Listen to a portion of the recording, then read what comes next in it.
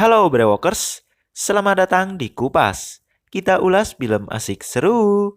Di video kali ini saya akan mengupas alur cerita film The Unknown Soldier tahun 2017. Film produksi Finlandia ini mengisahkan sebuah batalion tentara Finlandia yang harus berjuang mati-matian mempertahankan negaranya dari serangan tentara Uni Soviet, di mana pertempuran tersebut berlangsung cukup lama, yaitu sekitar 4 tahun, dan berjalan sangat sengit. Dalam pertempuran, salah satu senior Finlandia bernama Antero Rokka berhasil membuat para tentara Uni Soviet kalang kabut. Ia berhasil menghabisi puluhan tentara Uni Soviet hanya seorang diri, dan bahkan hanya dengan satu senjata saja. Baiklah, tanpa berlama-lama langsung saja kita kupas filmnya.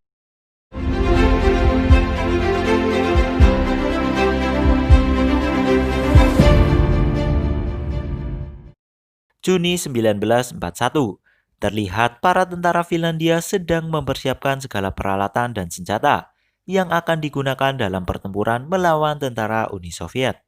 Tidak lama terlihat Koskela yang sedang memberikan arahan kepada pasukannya. Setelah mendapat arahan, para tentara pun bergegas mengambil perlengkapan pribadinya masing-masing. Mereka semua akan berangkat menuju medan pertempuran dengan menggunakan mobil pengangkut, di mana batalion tersebut dibagi menjadi 4 peleton. Peleton 1 dan peleton 3 akan berangkat terlebih dahulu, sedangkan peleton 2 dan 4 diperintahkan untuk menunggu mobil pengangkut berikutnya. Mereka pun sampai di medan pertempuran, dan tepat tanggal 4 Juli 1941, di Northern Charon, para pasukan yang sedang tertidur pulas dikejutkan dengan serangan artileri yang mulai menyerang mereka. Mereka kemudian bergegas ke posisinya masing-masing. Karido Otto yang merupakan pemimpin peleton diperintah atasannya untuk langsung menyerang ketika tembakan artileri diluncurkan.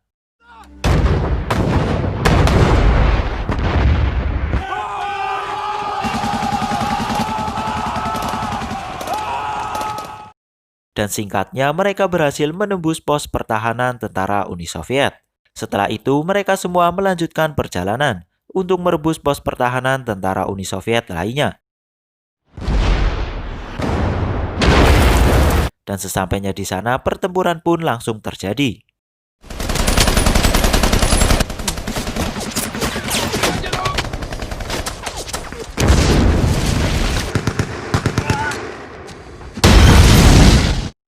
Pertempuran berjalan sangat sengit, di mana para tentara Uni Soviet membombardir tentara Finlandia secara terus-menerus. Tapi akhirnya berkat keberanian Koskela dan strategi jitu Karido Otto, para tentara Uni Soviet pun berhasil dilumpuhkan.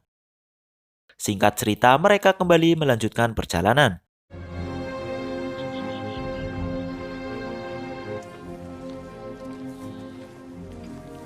Dan setelah berjalan berjam-jam, akhirnya mereka sampai di perbatasan antara Finlandia dengan Uni Soviet. Agustus 1941, di garis depan pertahanan, terlihat seorang anak sedang memberikan surat kepada seorang laki-laki, dan diketahui laki-laki tersebut ternyata adalah Antero Rokka, yang merupakan tentara senior Finlandia. Surat tersebut berisi pesan yang memerintahkan Rokka untuk ikut turun ke medan pertempuran. Dengan berat hati, ia pun mulai bergegas menuju medan pertempuran, dan terpaksa harus meninggalkan anak beserta istrinya yang sedang hamil. Menjelang maghrib, Rokka bersama temannya sampai di lokasi. Ia langsung menemui Komandan Kompi untuk laporan. Di keesokan harinya, ia bersama temannya bergabung dengan Koskela dan pasukan lainnya. Sembari sarapan, Rokka memperkenalkan diri kepada Koskela dan pasukan lainnya. Mereka semua nampak menyambut baik Rokka dan temannya itu. Selesai sarapan, mereka semua bersiap untuk menyerang. Namun kali ini mereka harus menyeberangi sungai, yang di ujungnya sudah ada tentara Uni Soviet yang siap menyambut mereka.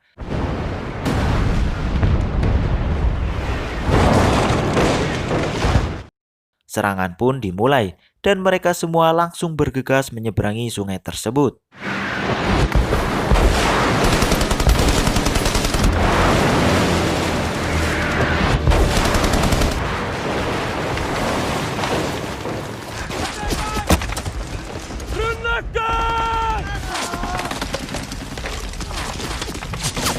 Dengan pengalaman dan keberaniannya, Rokka terus bergerak maju dan memimpin pasukan lainnya. Ia memerintahkan Karilu Oto untuk melemparkan granat sebagai pembuka jalan.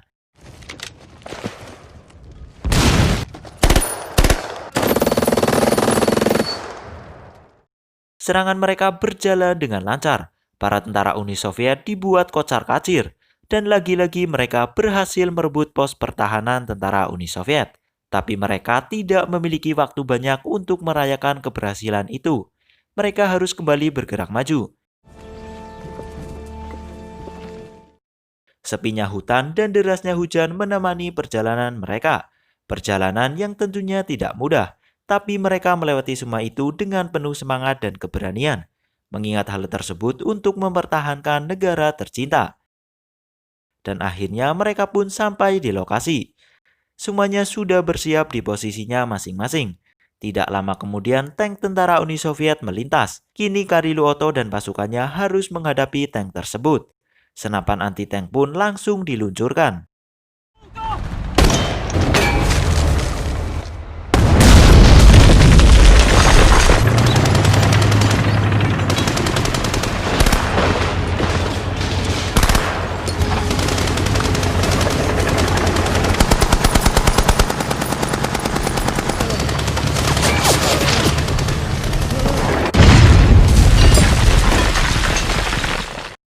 Setelah bertempur dengan sengit, akhirnya mereka berhasil menghancurkan semua tank dan tentara Uni Soviet yang ada.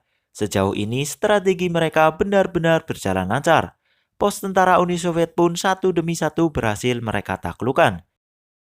Hingga akhirnya pada tanggal 1 Oktober 1941, Karilu Oto, Koskela, dan pasukannya berhasil sampai di kota Pestrokoj, yang dulunya merupakan wilayah kekuasaan Uni Soviet, tapi kini berhasil mereka rebut. Mereka semua istirahat beberapa hari di kota tersebut, karena memang kota Petroskoj sekarang dijadikan markas sementara tentara Finlandia. Mereka pun memanfaatkan waktu libur untuk berjalan-jalan di kota tersebut. Maksim Korjikin katu. Aleksi, alas ryssää! Alas ryssää! Hyvä Suomi! Musim dingin pun tiba, dan waktu istirahat mereka telah usai.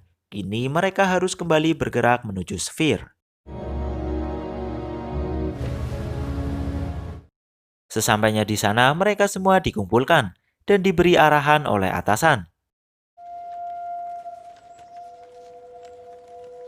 Tak terasa tahun pun sudah berganti, dan kini memasuki Januari 1942. Roka dan pasukan lainnya terlihat sedang berjalan menembus dinginnya salju. Di sisi lain, beberapa pasukan lainnya sedang bersiap menyambut tentara Uni Soviet. Dan tidak selang lama, tentara Uni Soviet pun datang.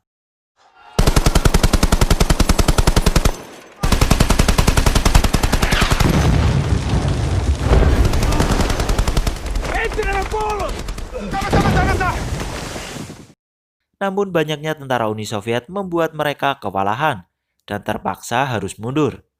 Saat sedang mundur, mereka tidak sengaja bertemu dengan rombongan Roka. Roka yang mengetahui hal tersebut langsung berinisiatif untuk menghadang para tentara Uni Soviet melalui sisi kiri. Ia bersama Sivonen langsung bergegas. Roka dan Sivonen sudah bersiap di posisinya. Tidak lama para tentara Uni Soviet mulai terlihat, dan Roka langsung menembaki para tentara Uni Soviet.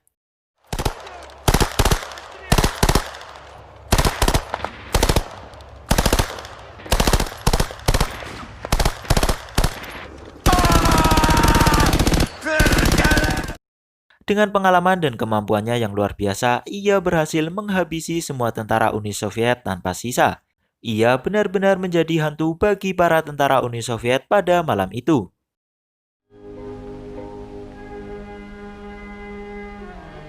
Juni 1942, Hitler yang merupakan pimpinan Nazi Jerman berkunjung ke Finlandia untuk memberikan ucapan selamat kepada Marshal Finlandia yang pada saat itu sedang ulang tahun. Dan diketahui Finlandia merupakan sekutu dari Nazi Jerman. Kita kembali lagi ke tentara Finlandia. Roka yang sedang berjaga di pos pertahanan tiba-tiba dikejutkan dengan serangan artileri dari tentara Uni Soviet. Selang beberapa saat, ia kembali dikejutkan dengan kemunculan beberapa tentara Uni Soviet yang mencoba menyerangnya.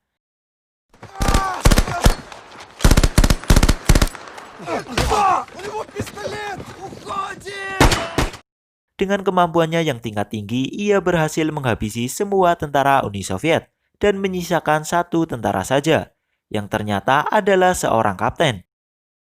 Ia pun membawa kapten tersebut ke atasannya, dan kemudian menceritakan kronologi kejadian tersebut kepada atasannya. Maanviljelijä Kannakselta. Nykyään Tikkakosken mannekiin. Sebagai hadiah, atasannya memberikan tambahan cuti beberapa hari kepada Roka. Roka kemudian kembali ke rumah. Istrinya yang saat itu tengah hamil kini terlihat sudah melahirkan. Roka nampak begitu bahagia bisa kembali berkumpul dengan keluarga tercintanya. Setelah 1 minggu lebih, ia pun harus kembali ke medan pertempuran.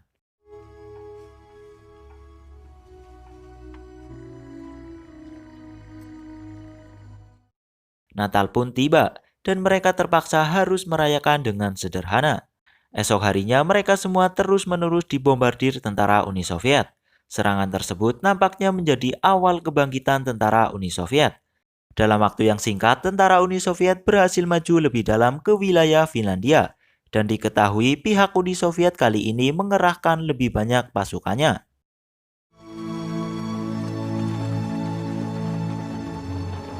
Tentara Finlandia yang sudah terkuras tenaga dan kekuatannya akhirnya memutuskan untuk mundur ke perbatasan lama. Di sisi lain, istri dan anak-anak Roka pun terpaksa harus bergegas untuk pergi meninggalkan rumah. Nampaknya situasi kini benar-benar terbalik. Finlandia yang awalnya sangat perkasa kini mulai terdesak dan perlahan mundur. Para tentara Finlandia akhirnya sampai di perbatasan lama. Dan di tempat tersebutlah mereka harus menghadapi gempuran para tentara Uni Soviet. Koskela dan Karilu Otto langsung menyiapkan strategi. Mereka membagi pasukan menjadi 2, di mana Koskela, Roka, dan beberapa pasukan akan menyerang pos tentara Uni Soviet terlebih dahulu, sedangkan Karilu Otto dan pasukan sisanya akan berjaga di lokasi saat ini.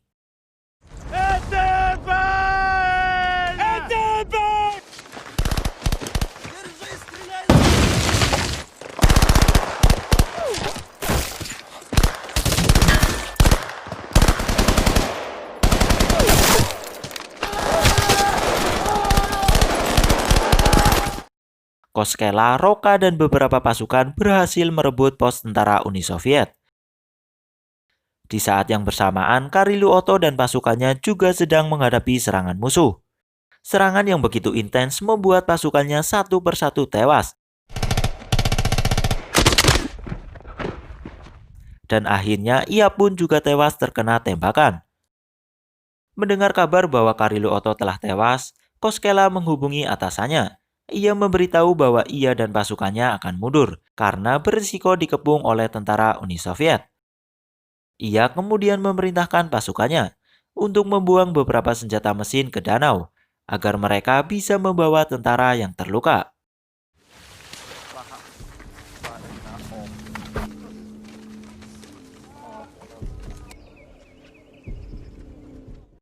Di tengah perjalanan, atasannya datang dan langsung memarahi Koskela atas keputusannya untuk mundur. Tämä on tahallista kapinaa! Tämä on tahallista vihollisen auttamista! Ja miehet!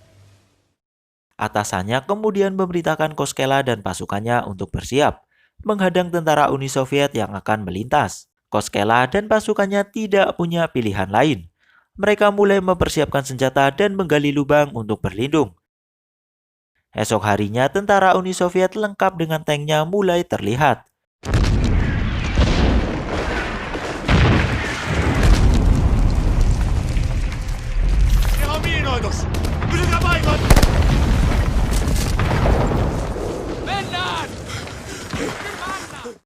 Tapi karena kalah jumlah dan kalah senjata, mereka pun tidak bisa berbuat banyak. Sampai-sampai Koskela tewas dalam pertempuran tersebut. Roka dan beberapa pasukan yang tersisa akhirnya memilih untuk mundur. Atasannya kembali marah-marah ke para tentara yang tersisa dan terlihat ia sangat frustasi.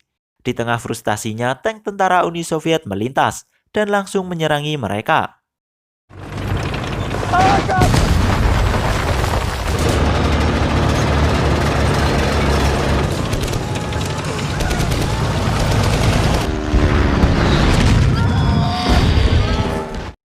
Juli 1944, di garis pertahanan paling terakhir, tentara Finlandia yang tersisa mencoba untuk kembali memberikan perlawanan. Meskipun jumlah pasukan dan kekuatan mereka sudah sangat berkurang, kini di bawah pimpinan Roka, para tentara dengan sisa-sisa semangat yang ada kembali bersiap menghadapi serangan tentara Uni Soviet yang tidak ada habisnya.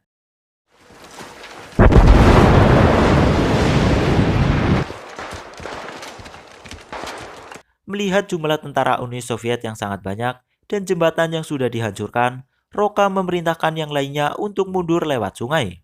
Mereka pun perlahan bergegas mundur, sementara Roka dan 3 tentara lainnya berjaga terlebih dahulu. Saat Roka dan 3 tentara lainnya akan menyeberang, salah satu tentara yang diketahui merupakan teman akrab Roka terkena tembakan, dan Roka langsung menggendongnya menyeberangi sungai.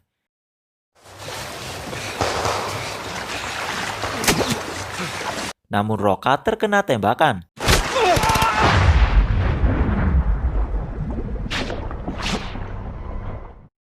Dengan sisa tenaga yang ada, Roka akhirnya berhasil menyeberangi sungai tersebut, meskipun harus terluka.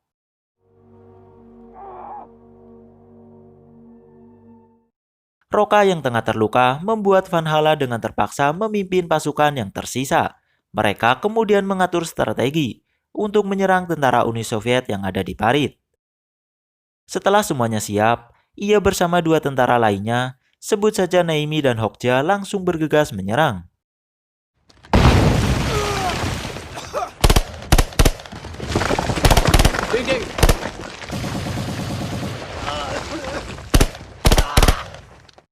Strategi mereka berhasil dan berjalan dengan lancar, meskipun mereka menyerang hanya dengan 3 tentara saja. Wajah senang tampak menghiasi mereka. Namun di tengah kesenangan, Hokja tiba-tiba terkena tembakan dan akhirnya tewas. Naimi menangis jadi-jadinya melihat Hokja yang tewas. Begitupun dengan Van Hala. Ia terlihat begitu syok dan tidak percaya bahwa Hokja telah tewas. 4 September 1944, para pasukan yang tersisa terlihat terus-menerus dihujani artileri, dan itu membuat mereka nampak begitu frustasi dan putus asa. Sampai-sampai salah satu tentara yang sudah tidak tahan dengan kondisi tersebut nekat akan keluar dari tempat berlindung.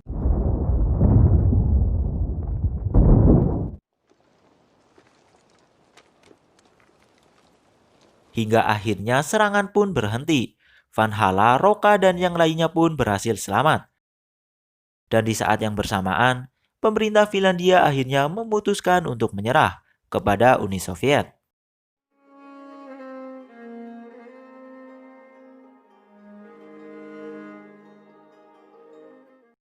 Di akhir film, terlihat Roka yang sedang berjalan pulang menuju rumahnya. Suasana sedih sangat terasa ketika ia akhirnya bisa bertemu dan berkumpul kembali dengan istri beserta anak-anaknya. Dan film pun rampung. Baiklah, itu dia alur cerita film The Unknown Soldier. Jika kalian suka dengan video ini, silahkan tinggalkan like. Dan jangan lupa subscribe channel ini, serta nyalain notifikasinya.